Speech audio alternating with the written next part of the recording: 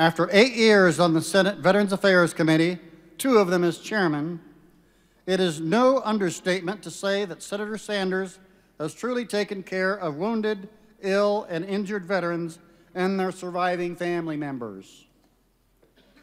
He has been a commanding voice against changing the COLA calculations for disabled veterans, for the proper care and treatment of women veterans, for homeless veterans, for better employment opportunities and improved access to mental health programs, plus increased congressional oversight of the VA claims processing transformation.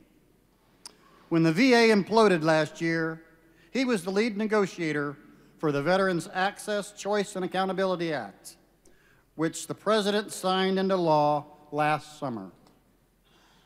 The VA still has an uphill climb to fix what's broken, to hold employees appropriately accountable, and to restore the faith of veterans in their VA. But veterans everywhere should be proud and comforted to know that this member of Congress has their back. The VFW Congressional Award has been presented annually since 1964 to one sitting member of the House or Senate for significant legislative contributions on behalf of those who have worn the uniform. This award is extremely important to us because it recognizes that our military, our veterans, and our families, past and present, have a champion in our corner on Capitol Hill. Please join me in honoring the recipient of the 2015 VFW Congressional Award, Senator Bernie Sanders.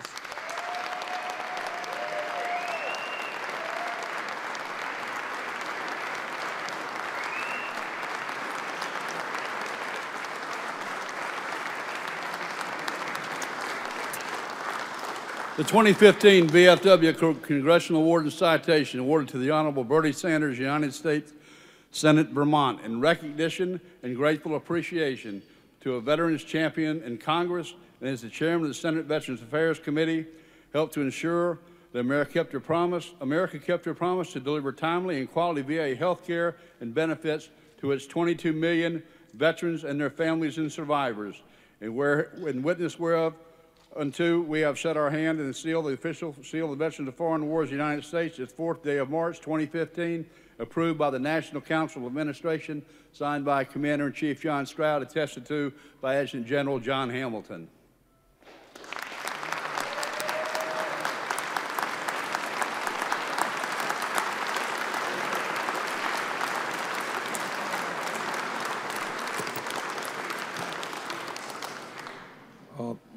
Let me begin by thanking Commander Stroud and all of you for this extraordinary honor.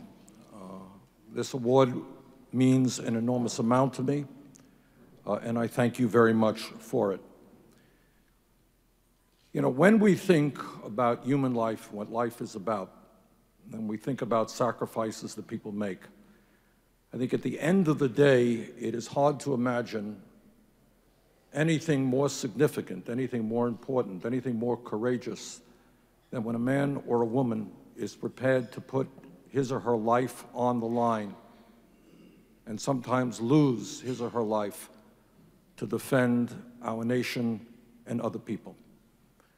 So I just want to thank the VFW as a great organization representing veterans, and to thank all of you individually for what you have done for our country.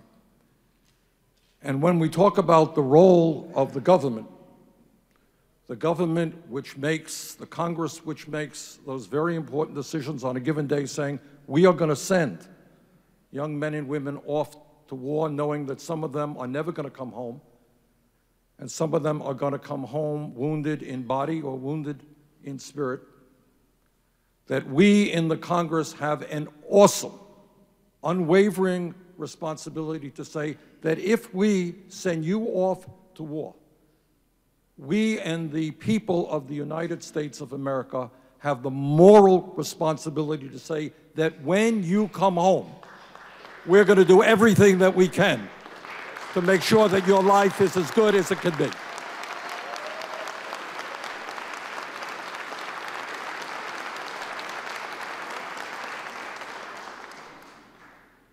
And sometimes I must say, Commander Stroud mentioned that I am the longest serving independent in the history of Congress, so as my fellow Vermonters here know, my views are sometimes a little bit different than my colleagues. I get everybody angry. Manage to do it all the time, but in a bipartisan way. But here's one point that I want to make, is all of you know, and we have all over this country Veterans Day celebrations and events, and we have Memorial Day events. And with great sincerity, members, regardless of their political persuasion, get up and speak to veterans and speak to families. But what is most important is not just giving speeches on Veterans Day or Memorial Day. What is more important is remembering what happens to that veteran 50, 60 years after he or she comes back from war. Are we taking care of that veteran and that veteran's family? Because the sacrifice is not just from the soldier, but for the whole family.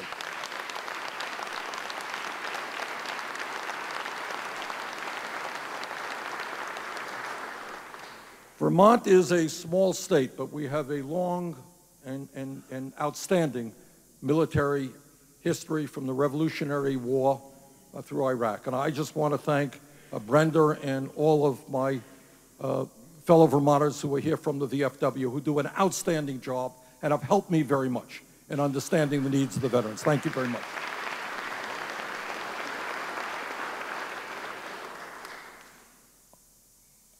As Secretary McDonald mentioned, and Bob, I know he likes to be called Bob, is doing an outstanding job.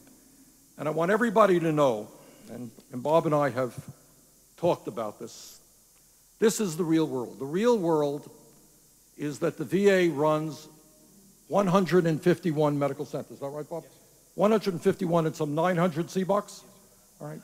And run veterans centers and all kinds of programs. And on any given day, I can guarantee you that there's going to be a problem in every one of those medical centers. And you know what? There are problems in hospitals all over this country. That's a fact.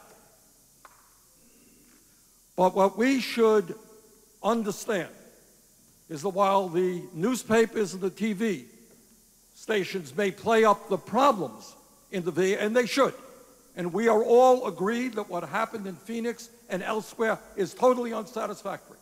And we're going to deal with that, and we are dealing with that. We should also be mindful that we have hundreds of thousands of employees at the VA, many of them veterans or related to veterans, who every day are doing an outstanding job taking care of our veterans, and they deserve credit for that.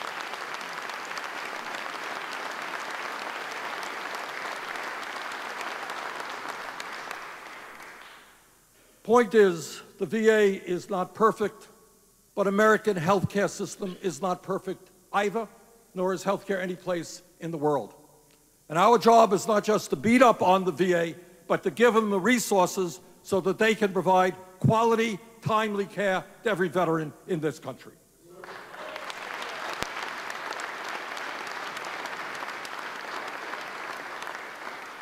In a very partisan environment here, as you all know, in Washington, what I'm very proud to say as the former chair of the Veterans Committee is that by and large, the Veterans Committee in the Senate, and I think in the House as well, but I do know the Senate better, has tried to do its best. There are differences in a nonpartisan way.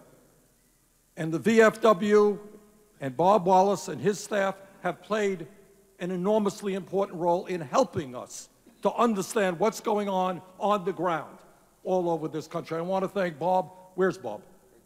Bob, thank you very much for all that you have done. And Ray Kelly as well. And because of the work done by the VFW and the other service organizations, we should be proud of the progress that we have made in recent years. The budget for the VA in recent years has been a good and strong budget, and I thank the President for that.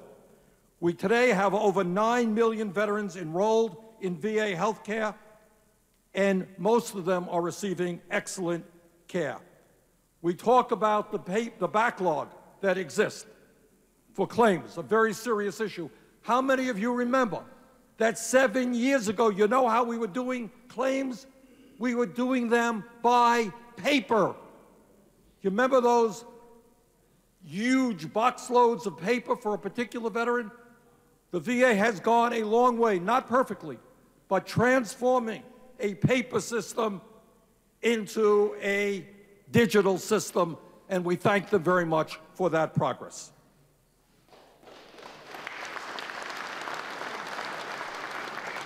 Today, as a result of the VFW pushing us and bipartisan agreement, more than 3/4 of the VA budget is now advanced appropriations, protecting it from the embarrassment, I must say, of threatened government shutdowns.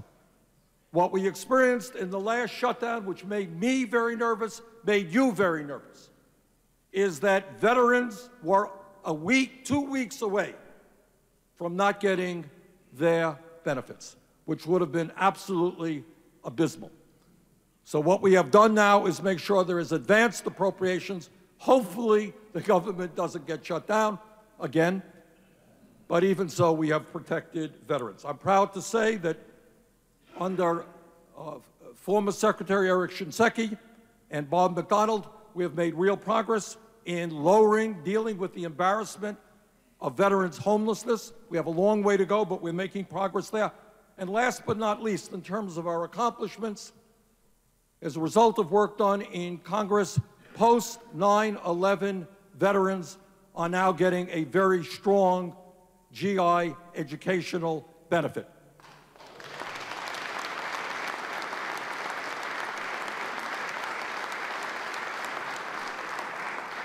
Now, the goal of the major legislation that we passed last year with the strong support of the VFW accomplished a number of things. First of all, what we said, it is not acceptable to have veterans walking in to the VA or calling the VA and being put on waiting lists week after week, month after month, and worse, even being lied to about their status. What we did is put $10 billion to making sure that veterans all over this country will get timely health care. If the VA can't take care of them, they'll be seen out in the private sector or someplace else, but veterans will get timely health care.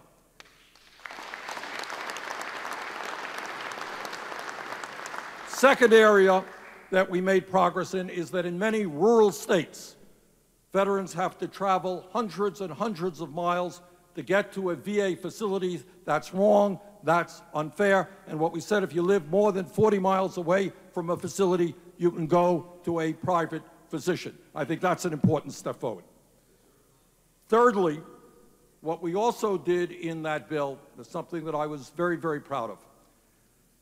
We talked to the Gold Star wives, and what they had told us is that they could not gain, despite the loss of their husbands, gain the educational benefits that the GI Bill, post-9/11 GI Bill provided. We took care of that in this legislation, and those wives are now getting the education that they are entitled to.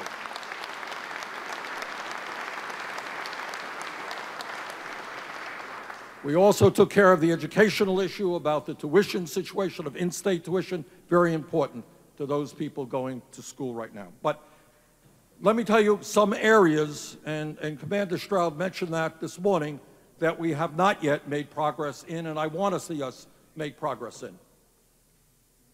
Several years ago, Congress did the right thing by saying to the post-9/11 veterans, disabled veterans, that caregivers, their caregivers, wives, sisters, brothers, whoever, would be able to get some help. Being a caregiver is not an easy job. You're on that job 24 hours a day, 7 days a week. You need support. And what we did is we said to the post-9/11 generation, we'll give you that support. Commander Stroud this morning made the point that that support should go to veterans of every generation, and I strongly agree with him.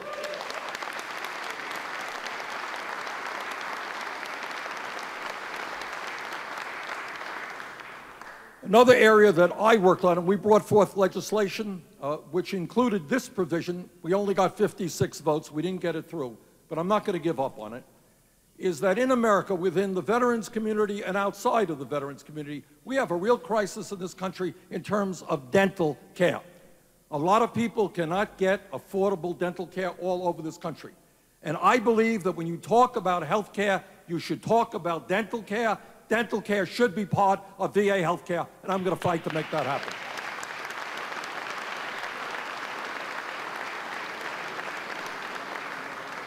All right, let me conclude just by saying this. The country faces financial problems. You all know that. We have a large deficit and a very large national debt. And I know that I speak for the American people. And we just have to make sure that we speak for the people here in Washington, Congress. But I speak for the American people who say that we are not going to balance the budget on the backs of veterans and people who have put their lives on the line to defend our country.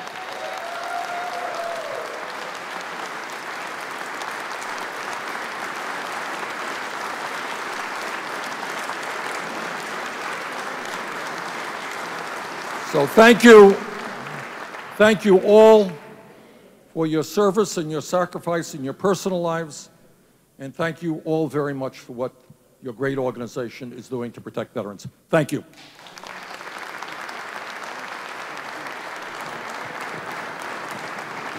Just right here. Gentlemen, step together for a quick photo.